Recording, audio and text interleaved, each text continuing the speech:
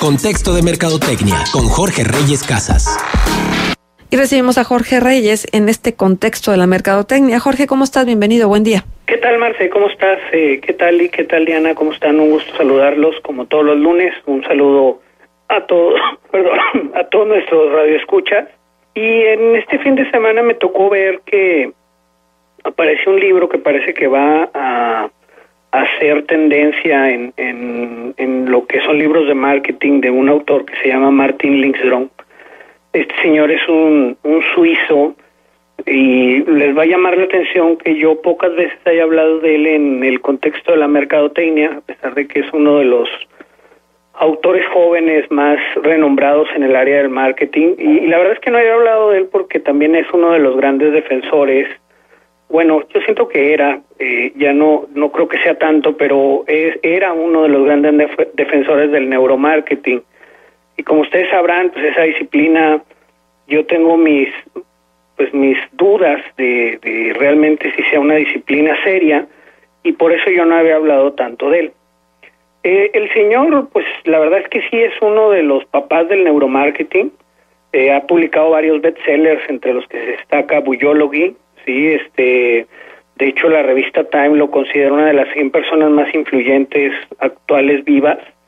Y el señor pues pasa alrededor de 300 días de cada año asesorando a altos ejecutivos de empresas como McDonald's, Procter & Gamble, Nestlé, Microsoft, The Walt Disney Company, entre otras, ¿no?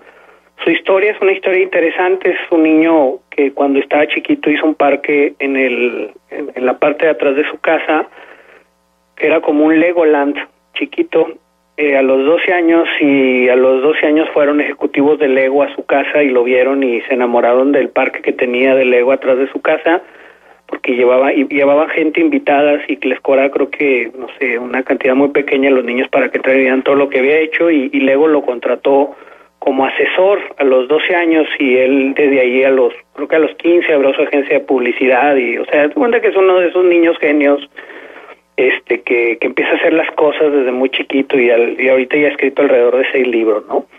Pues la novedad es que acaba de escribir un libro después de un año. Se tomó un año, pues no le podríamos decir sabático, se tomó un año visitando familias alrededor del mundo. Pues ya cuando llega a un nivel así de ser de los grandes de una materia o de un tema, pues se puede dar el lujo de andar por todo el mundo visitando casas, y eso fue lo que hizo durante un año. Se metía a las casas y veía los comportamientos de la gente, y después de este año publicó un libro que se llama The Small Data, que es cómo encontrar información que no te da el Big Data. El Big Data sí es un tema también que se ha tocado desde muchos aspectos de la mercadotecnia. O sea, de hecho, el avance de las nuevas tecnologías de información, pues las organizaciones han tenido que enfrentar nuevos desafíos por toda esa información que les permite analizar, descubrir y entender más allá de lo que sus herramientas tradicionales reportan sobre su información, ¿no? O sea, de hecho, si tú abres un foro de marketing en internet, te vas a topar de que de 10 artículos, a lo mejor 4 te van a hablar de las nuevas tendencias de Big Data, ¿no? Es algo que está en constante crecimiento. Por ejemplo, el georreferenciamiento, las redes sociales, cómo se comporta la gente, ha sido parte importante en las decisiones de negocio de las empresas. Y de hecho, si a ustedes les tocó ver la serie esta de House of Cards, gran parte de lo que dicen que la investigación va a ser en el futuro, en la última temporada dice que va a ser a través del análisis y la interpretación del Big Data, ¿no? Pero es bien interesante porque este señor acaba de romper dos grandes tabús del marketing. El primero, creo que ya se está desligando un poquito del neuromarketing después de, pues a lo mejor de visitar a las familias. Y en segundo, el señor está escribiendo una postura muy fuerte en contra de lo que el Big Data puede hacerle a las empresas. El libro, ahí la llevo como un 40%, es que lo acabo de encontrar en internet, me acaba de llegar, pero en cuanto al resumen, este señor entrevistó a 2,000 familias en más de 77 países para conocer cómo viven. Sí, y en este libro que se llama Small Data, pequeñas pistas que revelan las tendencias más importantes, el autor dice que el Small Data está detrás de lo que revela el Big Data, que es los grandes datos, ¿no? Y yo siento y él lo explica a través del libro, dice que el problema actual es que el mundo empresarial está totalmente cegado por los grandes volúmenes de datos. Y yo siento también que en espacios aquí como el contexto de mercadotecnia, cuando yo les hablo a la gente de que, oigan, tienen que empezar a usar el Big Data, como que no sabemos por dónde empezar. ¿Por qué? Porque la verdad es que es algo complicado poder entender toda esta gran nube de información.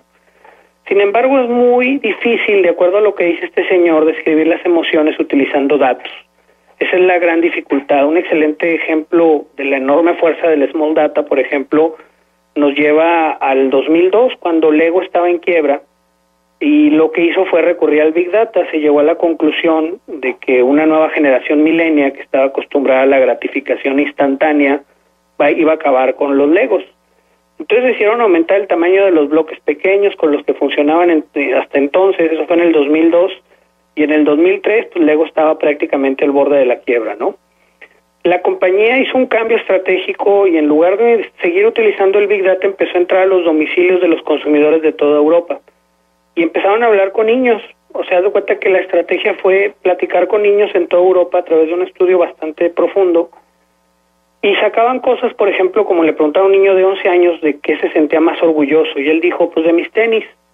Y el niño les muestra un par de tenis súper gastados.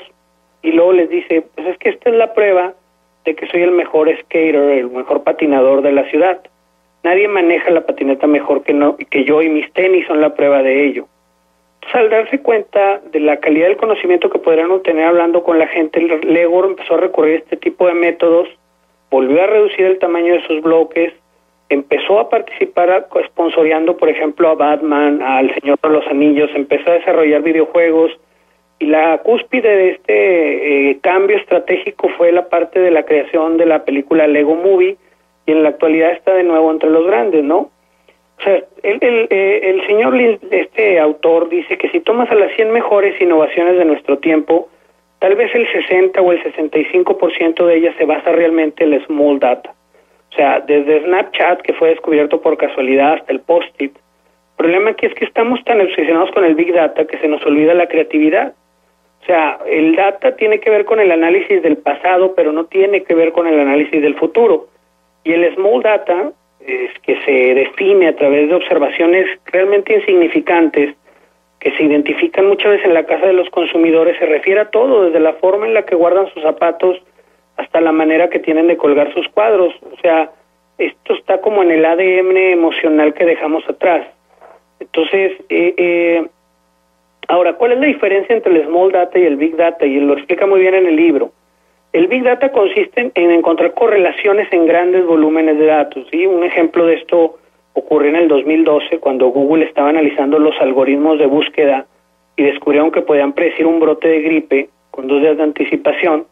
¿Por qué? Porque la gente empezaba a buscar gripe en Google y sabían que, de acuerdo a o sea, si es mucha gente la que está buscando gripe, probablemente haciendo algún algoritmo matemático iban a poder proyectar por el número de infecciones que esa persona estaba buscando, iba a tener a lo mejor otros 3 y si iba a ser un brote. Entonces la comunidad médica empezó a encargar con mucho tiempo de anticipación productos farmacéuticos, porque en teoría contaban con esa información, lo cual era pues fantástico, ¿no? El Big Data les había dado la solución futura a un posible brote importante de una enfermedad. Sin embargo, recientemente el Centro para el Control de Enfermedades concluyó que Google estaba equivocado. De hecho, las cifras fueron 2 veces más altas de los que debieron ser en realidad, porque la gente no estaba escribiendo solo la palabra gripe, o sea, escribía gripe con otra cosa, o escribía estornudos de amor, o escribía tos de risa, o no sé, ¿no? Entonces agarraban nada más tos, gripe, etcétera, y a lo mejor esa tenía una diferencia interpretación, a lo mejor para la que la gente quería poner.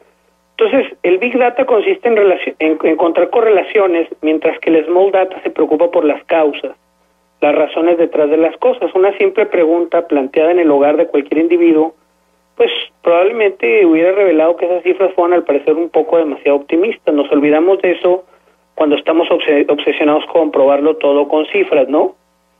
Y por ejemplo, hay gente que dice, oye, pero Jorge, es que ya, o defensores del Big Data dicen, es que ya todos estamos pegados realmente al celular.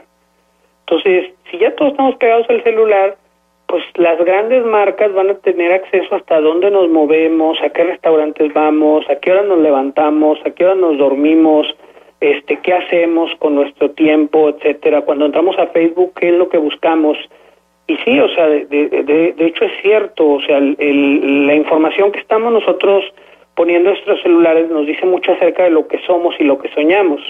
También puede escribir al usuario del celular inteligente para llegar a la conclusión acerca de todo un país. Por ejemplo, este señor Lisdron en los últimos 10 años invirtió una cantidad de tiempo en las casas de los consumidores y el número de hogares en que vivió visitó en 77 que sobrepasó a 2,000 personas.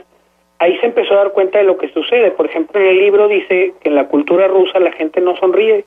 O sea, tú vas por la calle y nadie te sonríe, andan enojados todos. De hecho, los rusos es una personalidad introvertida. Y, por ejemplo, cuando estuvo en Arabia Saudita, dice que mucha gente destaca la falta de agua, o sea, no hay mucha vegetación, pues es un gran desierto, ¿no? Ahora, si volvemos al teléfono y observamos el uso de los monitos estos que se llaman los emojis o sí, son los monitos con los que mandas mensajitos, ¿no? Vemos que el emoji más utilizado por los rusos es la sonrisa, una sonrisa con corazones. Y el emoji más utilizado por los saudíes es el recipiente con una pequeña planta. Y en el Reino Unido, por ejemplo, el emoji más utilizado es la cara de un monito cerrando un ojo, haciendo un guiño, ya que los británicos pues tienen un sentido de humor. O sea, es lo que no tienen, lo que andan buscando. Jorge, se nos va el tiempo, cerramos ya pues. Sí, bueno, el punto es que el señor dice de que ¿hace cuánto tiempo no te paraste en la caja de tu tienda? Y que esto es lo que hace el director de IKEA, y lo hace una vez por semana por sistema, que se baja el piso de venta y empieza a ver las actitudes de los consumidores. Es un poquito tratar de entender el small data, y ese es como el consejo que les voy a dar del libro a las personas que nos están escuchando. Bien. Para que en lugar de estar pensando cómo le hago para obtener el Big Data, mejor bajen al piso de sus tiendas y traten de entender un poquito a sus consumidores. Antes de correr, caminen. Muchísimas gracias, Jorge. ¿Nos dejas punto de contacto? Sí, en Jorge Reyes-77, ahí en nuestro Twitter y en nuestro teléfono 793-0101. Gracias, hasta pronto. Gracias Jorge. Marta, saludos.